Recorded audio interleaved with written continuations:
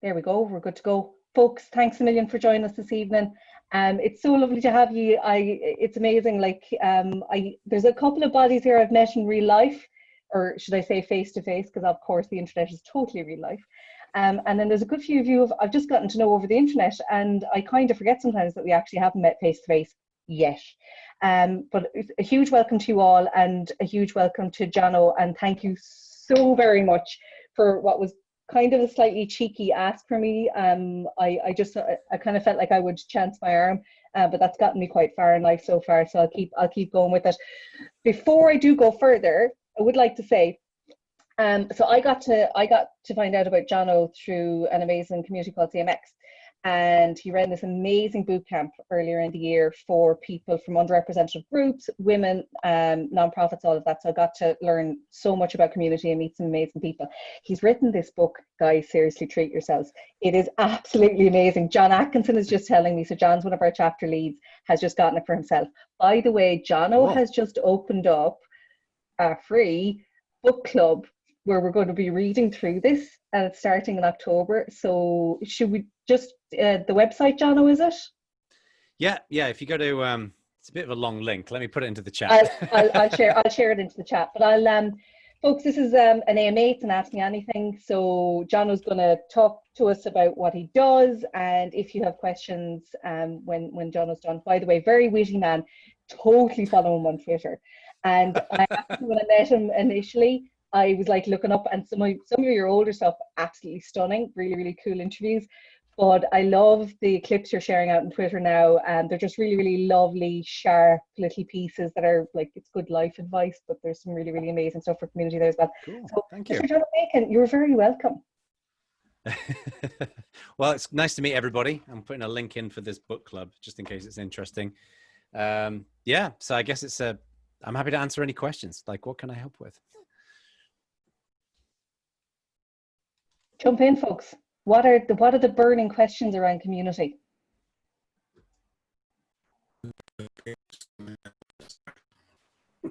Oh, John Atkinson, you were doing some strange technical things there.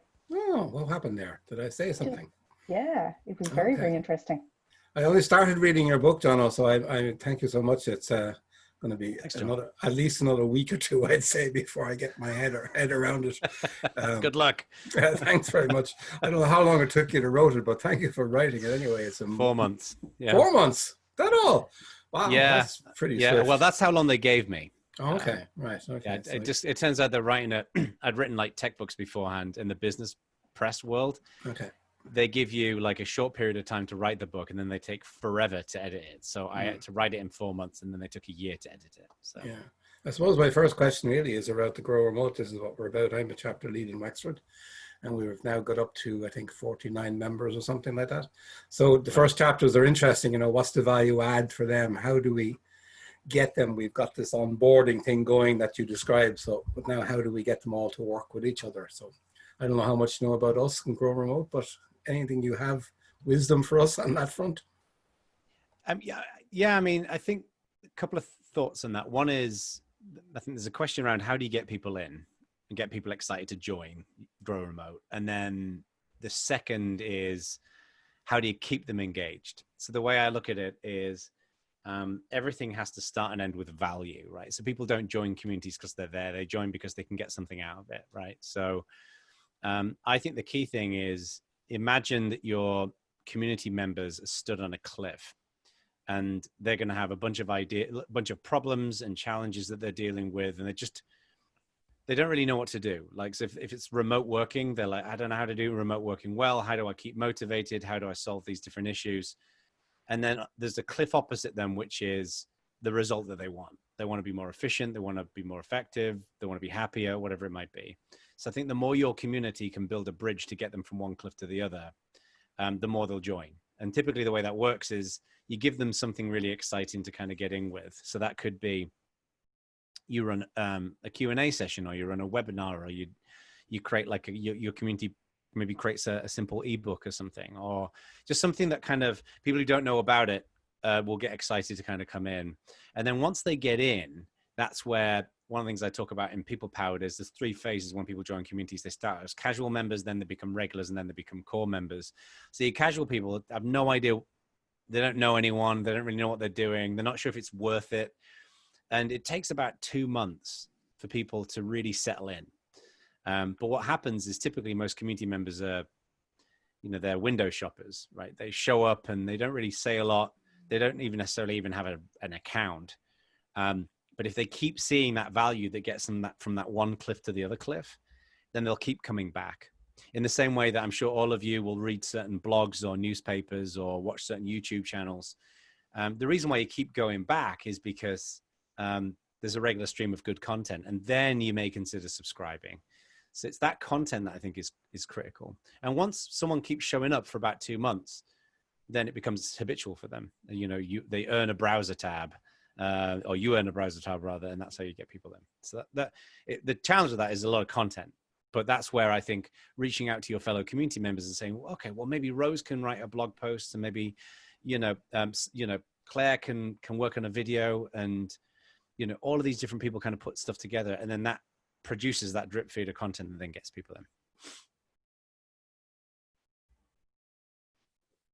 I love that. John should mention, by the way, that his chapter only started in May. And Wow. yeah, he's absolutely blasted through it. It's just amazing. But Right. Offering things like improv sessions, I think, is a really, really lovely, because that's a big part of it. I think sometimes for us in Grow Remote, we maybe got a little bit too caught up with the remote end of things and trying to be very professional. But one of the key reasons we were set up was for the social aspect and for the isolation aspect as well. So John's been inspiring us with really fun meetups. Obviously really good practical ones as well. So, but I think you've got the kind of jester heart, so it's good to have that around. And actually, I was just going to say, Rod, that's really important. I think, like, I remember one of the first communities I ever set up was a Linux user group in my town that I went to university in, Wolverhampton in England. And I didn't want to sit in like a boring old dusty university room and talk about kernel modules. Like, I wanted to have a curry and a few beers, and for people to really get to know each other. So I think the fun angle is really important, because that does keep people coming back. So. Can I just add, Rose, I work with a lot of community groups, voluntary groups, and charities. And one of the biggest challenges that I have is actually telling people that it's okay to have fun. It's okay to sometimes hold events that aren't completely virtuous, and they won't be seen as greedy or terrible people if there's just a little giving back time. And it's the hardest message to deliver, because community volunteers very often get a lot of grief, or their motives get questioned, or people are like, oh, you're only involved in that for yourself, and they get burnt out. And how do we do that? How do we put fun back into volunteering without people feeling like they're terrible? Right. That's a great question. And I could not agree more with you. Like, to me, speaking personally, I just won't go to things that aren't fun. Like, if it's, some of these meetups, like San Francisco, for example. Yeah, I live just outside of San Francisco, and there's before COVID, there was meetups every night, loads of them in San Francisco. And I went to a couple of them, and I never went back, because it was just so uninteresting. Listening to someone drone on for half an hour about something. I think that a lot of this, to be honest with you, is about the leadership, because I think what happens is the personality of leaders or organizers tends to trickle down into the attendees. Like, psychologically, there's been some interesting research into how human beings mimic other human beings. Like, so if you've got like a really kind, empathetic leader in a business, for example, then you tend to get similar kind of leaders who wrap around them. But, we've all worked for these arseholes who, who are mean and nasty. And then sometimes you'll get people like that, because that's how they think they get along. So I would just say, if the organizer of the group is all about kind of like making jokes and having fun and making it very clear, like, look, we're here to have a good time. If we can learn some stuff, that's cool. I think that's what it's all about. Having the right kind of speakers at the events, making it clear that people can make jokes, all that kind of stuff, I think is really critical. Thanks. Yeah, no worries. Love that question, Ailish. Thank you. I have a question. It's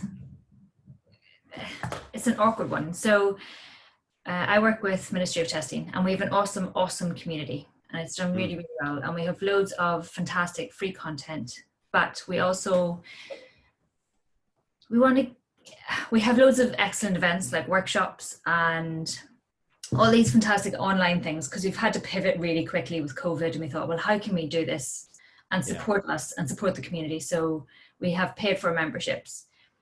So part of myself and Heather, who's on, part of our role is sharing all these excellent events and trying to demonstrate the value in becoming a paid member. But I don't want it to come across as salesy and icky and kind of gross, because that's not what it is. It's like we're doing all these cool things to help people and to help them learn and give them as many opportunities as they can and as they would normally have, but online. Right. And it's just, I don't know, I want to, it's like a salesy question, but it's not, and it's more, we're helping the community, and we don't want to just sound gross about it, if that makes sense. No, I think it's a great question. It's actually something I've been thinking about quite a bit recently. And the background is that, and I think this is kind of relevant to your question, is, so I'm a consultant, right? So I work with companies, usually one-on-one. And as a consultant, I have a relatively small number of people who I work with, because not everybody is going to want to hire a consultant, or not everyone is going to be able to afford the fees. And even then, there's only so much time that I've got. So there's a natural limitation on it. So one of the things that I've been looking at is like selling training courses. And I've been starting building up a new side of my business. And I've been doing a lot of reading recently into kind of like digital marketing and all these different pieces. And it's got me exposed to this world of really nauseating, unethical marketing gurus, and they'll do anything to get the sale. So I have a similar kind of allergy to becoming one of those people. But I was chatting to a guy, this was literally about a week ago, and he said, you've got different types of audiences, right? You've got cold traffic, so people who don't know anything about you, and they're kind of figuring out the problem. You got warm traffic, which is people who know they've got a problem they want to solve, but they don't know about you. And then you've got hot traffic, which is people who know about you and they know that they've got a problem that they want to solve. And he basically said, for the cold traffic, always focus on them. Just focus on giving them amazing value. You don't really charge them for anything. You help them to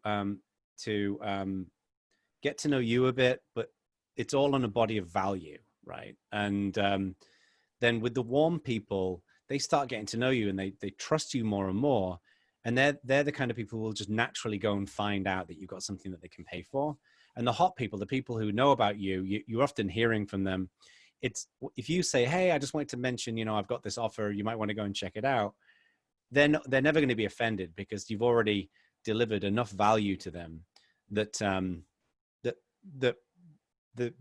they don't see you offering your service as inappropriate. So it was good feedback to me, because my intuition, so for example, back in March, I didn't have an email list. I had a MailChimp account, but I hadn't really invested very much into it. So since then, I've got about 1,500 people who've signed up to my email. And all I send people is best practice. It's kind of useful stuff. And then as people engage more and more, every so often I might send them something about, hey, just so you know, I'm going to do a discount in this course, or whatever it might be. But to me, the story that the analogy that people have made that I've seen is that you think about your community as a piggy bank, and you keep investing in it. And that's going to be giving them value, webinars, sessions, just genuinely useful free content. And then every so often you make a withdrawal from the piggy bank. And that's where you send a sales email, or whatever it might be, to kind of encourage people to buy.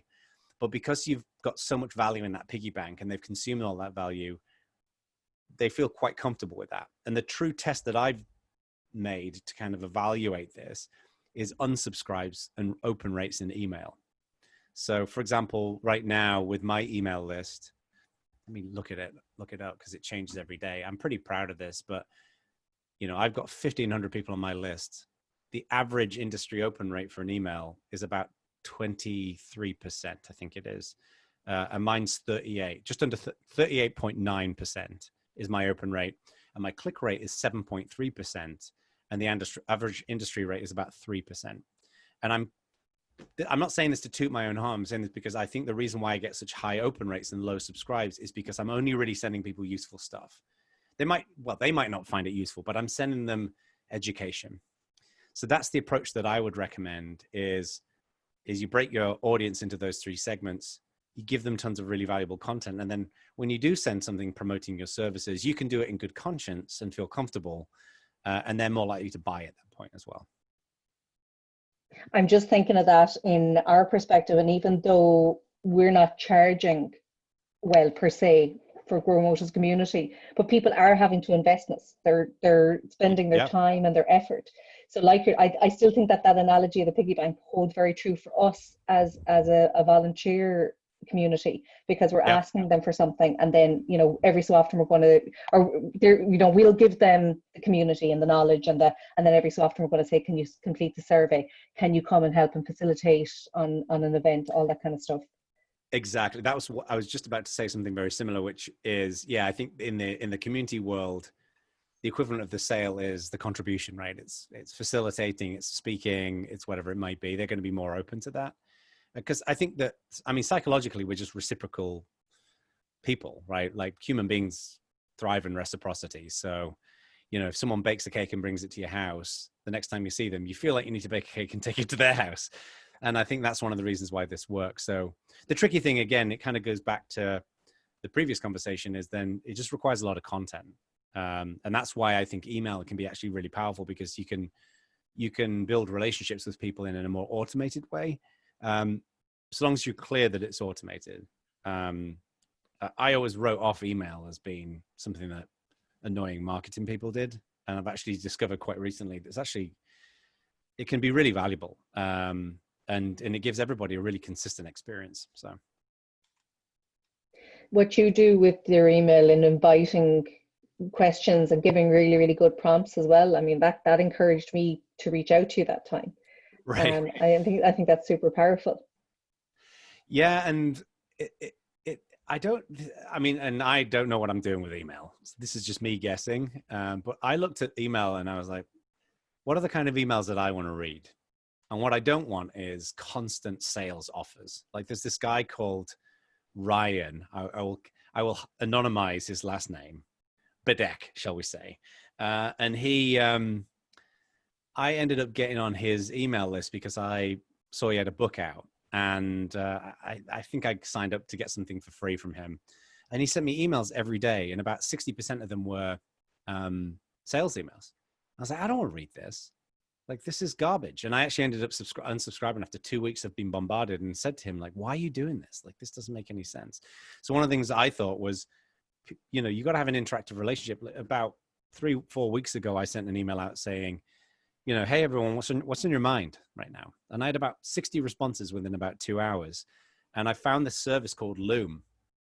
It's like where you can record a video in your web browser and easily send a link to someone. And I just went and basically spent about 2 hours recording responses. I must have done about 30 or 40 videos, and just, you know, a personal response to someone. Now, I couldn't do that to everybody.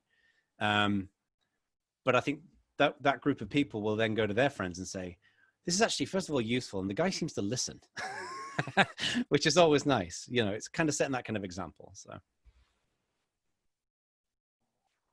Thank you. That was awesome. Thank you. Yeah, no problem. Great question. Fantastic. Thanks, Sonia. Anyone else? Yeah, I suppose the last couple of months has accelerated a lot of stuff forward. Like, have you noticed any certain areas in particular that have really come to light in comparison to previous? Because like my background is digital, so sorry. But like any time I'm talking with digital people, it's on Twitter in particular, it's almost like we're in the AA. It's like we give our name. It's like, I'm a digital marketer, and it's like, hi, Danny. Because every Monday we nearly need a fire extinguisher. Like, things are, it's just like what's the best way to describe it? If people are going to be describing their work experience, if they just say that they were working in 2020 in digital marketing, then that's worth 10 years experience, because things have changed that much. Yeah, it's been interesting for me because I don't really know what traditionally this all looks like, because I'm quite new to digital marketing. It's weird. I didn't intend it this way, but I started really digging into this back in March when COVID was really starting to hit in the US. And just by pure coincidence, doing like the online side of things was something that the guy who recorded when I went and recorded my audiobook in San Diego, the guy who ran the studio, he was saying like, you should sell digital products. So that's when I started like, oh, that sounds interesting, but I really started looking at it in earnest in March. And that's when I started discovering all these gurus who I was reading, like clearly the techniques work, but the way they're applied, I think, is often very unethical, and it just doesn't seem right. So then I felt on a fence where I was thinking, am I going down a dark path here by learning this stuff? And then I realized, and I'm actually I'm planning on my next book probably being what I'm tentatively calling Marketing Lessons I Learned from Arseholes, which is how to kind of learn interesting things from these people who I wouldn't want to do it their way. What I have noticed, but again, take this with a pinch of salt because I don't know if this is actually true or not, because I'm new at this, is there is more and more people kind of getting into the selling online products thing. There is a massive growth of get-rich-quick schemes and online gurus. I think that the FTC in the US are trying to crack down on this kind of stuff. And I think there is more of an appetite as well to debunk these people. Like there are YouTubers, like there's a guy called Mike Winnett. I've been doing some reaction videos to some of his videos, which are really fun. A guy called CoffeeZilla who does this stuff where they're taking down these people. So I think there's a crisis of conscience happening in that world a little bit. Because 95% of the people who I've met in digital marketing, they're all like, yeah, this stuff is really cringeworthy, but you know, it's difficult to talk about it because you don't upset someone or offend somebody because you're calling BS on what they're doing. So I don't know. I mean, there's definitely a lot of growth here, I think. But we'll see what the money that some of these people make is astronomical. It's I know I think once we looked into getting somebody very high profile as a guest in, and we just for the fun of it went, I wonder how much would that be? I think it was like, was it a quarter of a million? It was something like astronomical, plus a first class flight over, plus an extra two for two. The other was going to be for the videographer as well. So we just went, that's good to know. Yeah. We'll get back to know. Yeah, but no, thank you. Yeah, I mean, it's I got invited into this little group of marketers. I went on this guy's podcast and he was like, you should join this group. I think you'd find it interesting. And I'm definitely like the ugly duckling of the group. And some of these people like, yeah, you know, I ran this mastermind course over 3 days and I made $6.2 million. I'm like, oh my God. Whoa. It's ridiculous. I have to say, I'm loving. Some of it's not, it's pretty unethical, like I say. It's a bit cringy. Anya and Heather's reactions there are fantastic. Yeah. We were saying that about the your potential future title. Tracy, my co-founder, has a fascination with quotes. And one of the big things that she's interested in is these people are capturing people's hearts and minds, but using it for the bad. Can we do that, but do it for the good and give them value, not lead them down the wrong path? Yeah. I think that's really interesting because one of the things that a lot of these gurus talk about, there's this guy called Russell Brunson who runs a service called ClickFunnels, who especially talks about this. And he actually, to me, seems like a reasonable guy, but some of the tactics clearly work, but the execution is, some of it's a bit cringeworthy. But all of these gurus say, like, they buy with their hearts, but they rationalize it with their brains. And I have exactly the same goal, like get people excited about communities, and to, get them excited about communities with the heart, but then let them rationalize it with genuinely good stuff, not, these sensationalist headlines about making $10,000 a week with 3 hours of work every day. It's just, I just think I think it's ethically corrupt to do that personally. So yeah, it's very interesting stuff. So I think such a good word.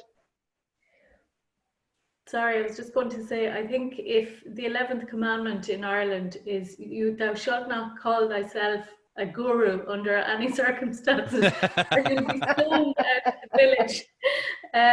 It does seem to be a thing here, and I think it's one of the parts of our culture is if you're good at something, keep it to yourself by all means. Don't tell anyone that you're an expert. So what I'd say is somewhere in the middle between a guru and having a little bit of knowledge, we need to find a middle ground. A middle ground. It's interesting you say that, because there's one of the things I found interesting. I've been living in America now for 12 years, and there are people in the Bay Area here who are not afraid of sharing how good they think they are about themselves. And it's always difficult because I run my own business. So by definition, I am my own marketing department. So I need to kind of get the word out there about what I can do, but to try and do it in a way that isn't just awful and cheesy. And there's this one guy who I remember seeing on a resume, or CV rather, he the first thing he wrote in his little paragraph summary was his name, and he says his name is an icon. I made a sick in my mouth. It was horrendous. It's like, oh, is there not like a little voice in your head that says, no, don't do that? So striking that balance is, I think it's interesting, because I think a lot of people in Ireland, England, I've got Scottish friends who are like this, are a bit reluctant to sometimes put themselves out there. And I think sometimes it can be a bit of a disservice, but I think it's also a great way of keeping yourself grounded. That just leads me on to a lovely question, Jono, around helping the people within your community who are doing their best, the people that are putting themselves out and putting in the community who aren't inclined to recognize themselves. How do you help people to do that? That's a really wonderful question.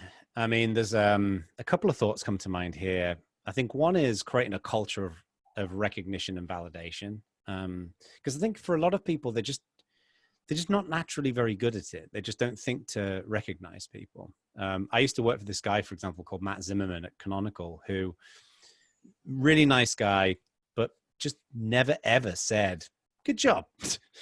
And I think for many of us, if you don't hear that from people in a position of influence or power, then that's when paranoia and fear can set in. And then you can think, oh, am I not doing a good job? And that's a slippery rabbit hole to get into. So I think setting a normal culture of thanking people, I try to do it as much as I can, like, for example, a bunch of people have been signing up for the book club. And when people sign up, the email that they get says, like, I'd love to hear, kind of what you're interested in learning. Like, what are you looking for? And I've had a bunch of people reply, and I've responded to every one of them saying, a little reply to whatever they're mentioning, but also just saying, I'm really thrilled to have you in the book club. Like, it's going to be cool. And even just like little things like that, I think make a difference. So I think being intentional about it is important. I also think there's a responsibility for any organizer or leader to really highlight when other people are doing great work, and participating in something. So, great blog posts, great bits of content, highlighting that in the community. So, for example, one tactic I use with a lot of clients is there's a forum platform called Discourse that I'm a big fan of, and Discourse has got these trust levels. So when you join the forum, you're at trust level 0. It's kind of like you're knocking on somebody's door at 10 o'clock at night. You don't know who they are. You don't know if you can trust them. And then once they kind of participate a little bit, they do some reading, they then go to trust level 1. And then when they write some more and they post some more things, they get some things they like some things, they go up to trust level 2, and it kind of goes up to trust level 3. What I like to do is when people hit trust level 2 is, as a matter of standard action, is you go and post a message in the community and say, congratulations to Sarah for joining trust level 2. And we usually rebrand it to like silver level or something. And what it does is it sends a very positive message to the community. It validates Sarah in the eyes of her peers, but it also makes it very clear thanking other people is something we do around here. And I think it gets back to that mimicry thing. So I love that culture of recognition. Yeah, so important. Yeah, I think that's such a lovely way of putting it. And actually, as you mentioned that, just a very, very quick, Ailish Irvin, the amount of help you have given us around governance, just amazing. Nusha, like coming in and inspiring people around hardware, thank you so much. And I love the fact that we've like randomly just connected with this fantastic lady from California. Elaine, thank you so much for your help and advice around the Jobs Club. I would be totally picking your brain way more. And Claire, you go kick ass in the Midlands of Ireland, and you just you help them and inspire them, and we're there to support you. And like everybody else, I think I've given John Atkinson a couple of colours. Garrod, thanks a million for tagging us in so many things on Twitter, and I'm sure I'll have lots more to thank everybody else for over the next while. Welcome. Thanks for hosting us all, Rose. Lovely to have you here, Derek. Anybody else have anything that's coming to mind? I had Heather. one question. So sometimes I find when you're trying to manage communities, particularly free ones, because I'm a member and a moderator of several, not just the one I get paid to do. Right. So when you're managing communities, it's kind of like you have to be innovative all of the time. You have to be on it all of the time. You have to be monitoring your communities all of the time to make sure, kind of leading back to your value point, that you're constantly giving people value and recognition. How do you manage burnout when you have to be on like that all of the time, or have you ever experienced it? I've definitely experienced burnout. In fact, the solution to my first burnout episode was going to Ireland, of all places.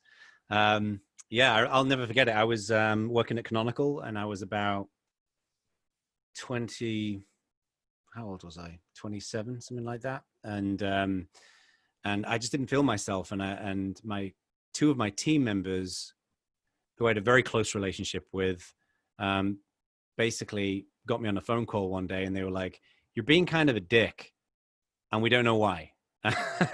And I realized that I was snapping at people, and that's just not my normal kind of MO. And so I did some reading, and I found out that, there's this thing called burnout, and it's the aggregation of stress. And I realized, I think that's what I'm experiencing. So I went to go and hang out with a friend of mine in Ireland for about a week. And I came back and felt much more refreshed. And it's not the same for everybody. Some people experience burnout. There's a scale called the burnout cycle. It's 12 stages of burnout. It was in I think it was Scientific American Mind, that kind of walks through the different phases that people will often go through. And like I say, for me, it was about a week and I felt a lot better, but for some people it can last months, because everybody's brain's wired up differently. The thing I've discovered is, I think once you've burnt out, one of the benefits of it is you know what it feels like. So when it happens again, it's easy to recognize it. And for me, I've discovered that there are just some things I need to do when I'm feeling a bit wound up. And that is usually kind of just getting away from it. I'll often just slump myself on the couch and go and watch Netflix, or prior to COVID, go out for some beers with my friends and play some music and whatever else. I think knowing that it's there is important. I think one of the things that communities often struggle with is being able to recognize in their community members so they can help, because there's been a few times in my career where I've recognized some of the symptoms. I've reached out to someone and just said, I'm speaking to you as a friend, not as a community manager or anything like that. And is everything okay? Like, everything's in the vault. I'm not going to tell anyone. And sometimes people have said, I'm going through these health issues or family problems or whatever it might be. So that's one element. I actually did a video quite recently on burnout that's up on YouTube, which you can go and check out, which kind of digs in a bit more detail. The one thing I would say as well is, I think one of the challenges with being a community organizer is we all feel a sense of responsibility and accountability for our communities. And I think that can sometimes be overwhelming. And sometimes I think we're too critical of ourselves, and all of us will experience imposter syndrome. And the other thing I would say is, and forgive me because I'm going to say a bad word, is being okay with not giving a fuck sometimes. Is saying, you know what, I've got other stuff to do, and it's okay if I'm not perfect all of the time. And it took me years to kind of come to the conclusion that it's okay to give yourself permission to not be perfect all the time. I mean, a good example of this is yesterday when I sent out the email about this People Power Book Club. I forgot to put the link to the page in the email. This is the rookiest of rookie mistakes. Oh my God. And I think version of like 10-year younger version of me would have obsessed over that for at least a day. And it would have ruined my day and therefore ruined my family's day. But I just thought, you know what, whatever, it's fine. Like I sent another email with the link and said, I'm a Muppet, I'm sorry. And there may be some short-term disadvantages, like maybe my delivery rate goes down, or maybe people unsubscribe because of it. But it's like, if someone's going to unsubscribe because of that, they will unsubscribe because of something else. It's fine. So I think it'll get better when you get to my age. You'll be saying, did you not get the one I sent with invisible ink? God bless his sins. Catch up on the technology, you Muppet. Yeah, exactly. So I think it's an easy thing to say, but and it's a harder thing to do. But I think just saying, you know what, I'm doing my best, and that's fine, is important. So I got such a giggle from the Muppet title in your second email, and I was like, is that an actual strategy? Was he trying to entertain us? What was nice is I got 3 responses from that email, because so everybody here knows, the second email I sent out with the link, I said, I'm a Muppet, here's the actual link to the book club. And 3 people responded with animated GIFs of Muppets. And they were like, we've all got COVID brain, don't worry about it. I was like, that's a good point. Yeah, we're not ourselves right now. Oh, I love that. Heather, you've given me an idea. We need to get a support group for community people in Ireland up and running. That would be epic, yeah. Yeah, because we've got all these amazing people in Grow Remote that are they're local leaders. So Claire, John, all these fantastic people out there. I think we need to be doing like maybe once a month meetup where we can just decompress. That sounds great. Yeah. Let's do it. Let's make it happen. And actually, just on that, I started following a guy called Andrew Huberman, and his work is really, really interesting, where one of the things that they've started to discover is we seem to hit a point with brain chemicals where you just burn through all your dopamine if you keep going, if you're not giving yourself breaks. So one of the things, like I that's my Pomodoro, that's, and I don't always remember to do it. There's sometimes I just blast through stuff. Yeah. But I generally find it helps me to take a step back for a few minutes. And there's like actual like eye exercises and stuff you can do. But the general thing being trying to give yourself some time where you're not focusing. And then if you can give yourself shots of entertainment and fun and laughing, it actually helps to boost back up the dopamine, and you're less likely to actually hit that wall. That's interesting, Rose. On a related note, because I've been thinking about the similar thing recently. So, for example, one thing I do now, which I've never done before, and I've just been doing it over the last couple of months, is normally I'd like wake up in the morning, you get your phone, you're reading your email and everything else, and then you get out of bed, brush your teeth, get ready, and then immediately into phone calls.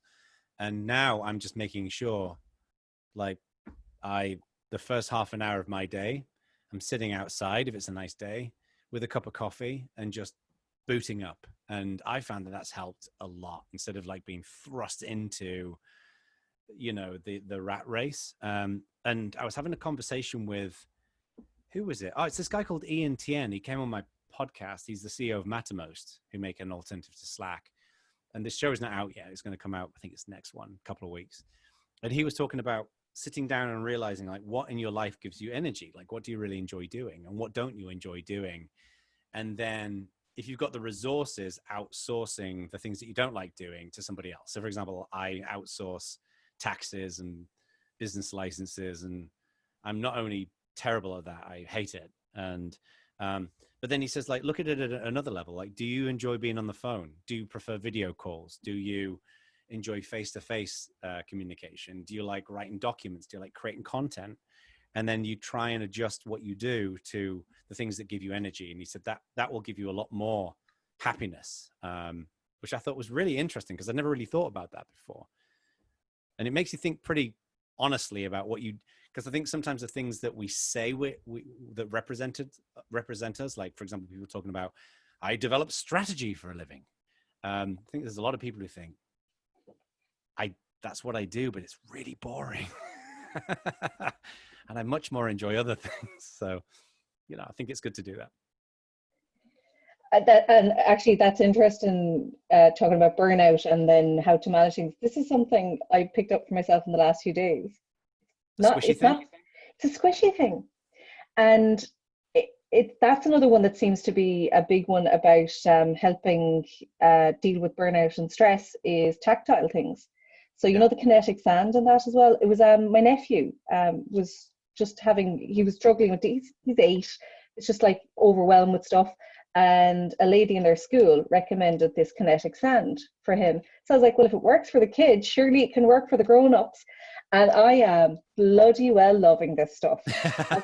Sometimes it's just sitting here. Maybe I went down a total nostalgia rabbit hole of music the other evening, and I was sitting here mucking around with this. So I love that. I've also seen, like, one thing that I've discovered recently is when I want to get creative. So, for example, when I'm designing new content or courses or whatever, I'm using a paper and a pad now. I like using a paper and a pencil now instead of sitting in front of a computer, because you can lock out the distractions, but just like sitting there with your own thoughts, I think is another good technique that you can use. So can be really tough. Yep. I have to make sure, Rose, that we don't see you twisting that tighter and tighter, like somebody's neck. Somebody's neck. There's been some amazing books. I've been listening to books mostly this last year because I'm mildly dyslexic, so just a bit easier. But I won't think of what it's called now, but they just talked about like dealing with stress and visualizing the thing that's stressing you and imagining that you're attacking it. So whether that's another person or a situation, I don't know how that works with COVID. I'm not sure, but it sounds like a very powerful technique. Isn't that what witches did when they put pins into their effigies? No. Oh, that's a new stress relief. If there's a business you could spin out, John, it'd be quite interesting. Just as we'll tie up now. Just again to say thank you so much, everybody, for joining, and Jono, thanks a million for giving us your time. Is there any stuff that you'd really love to see communities embracing over the coming year? Maybe stuff that we're missing, or maybe things again that we're maybe not giving enough value to, that you'd really love, whether it's for the the fun stuff or whatever else. Yeah. Wow. Good question. The thing that my wish list for communities is, I think there is still too much of a culture with many communities. I'm not suggesting that's the case here, but of communities not being intentional enough, that people are like, oh, you just set up a forum and or meet up, and people show up, right? And I don't think that that's the case in most cases. So I think people being intentional and sharing what they know and learning about how different methods and approaches, so people can be intentional about building a great experience for community members, is one thing. I mean, that's my passion. It's one of the reasons why, I write the books and whatever else, is because I think when people have a good framework they can use, then it makes it a lot easier, and it makes making mistakes easier to recover from than just randomly trying to learn how to barbecue without any information would be a nightmare. It's the same kind of thing. The other thing as well, I think, relates to diversity and inclusion. There's been a lot of focus, especially in recent years, on diversity and inclusion, which I think is wonderful. And I think we need to do that more and more. I still think we're not there yet in terms of making communities really welcome to everybody. a lot of the diversity and inclusion discussion naturally focuses on gender and sexuality and things like that, which I think is very important. But I think it's also important that we don't forget diversity of perspectives and ideas and viewpoints, and being able to have a discussion where you can have different viewpoints without it turning into a potshot competition. You know, I think our political climate, certainly in the US, has got to a point where some people will just refuse to be friends with people who have a different political perspective. And my worry about that is that sometimes, while you should never, ever accept bigotry or, you know, discrimination, obviously, I worry that, you know, there's always fringes on each side, but I think that sometimes a lot of really good conversation gets missed out because people are more interested in having an argument. And I worry about the impact on communities with that.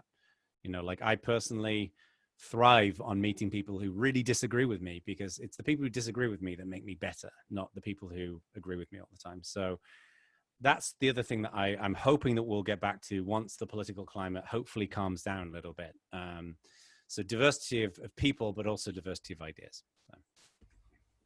I absolutely love that. And that's one thing I think we've shocked a few people over the last couple of years, because they seem to think that because we're advocating for remote work, that's the only thing that we'll take. And we're like, you want to work in the office? Go for it. Like, that's you know, fine. yeah, exactly. It's just our big thing is we want people to have choice.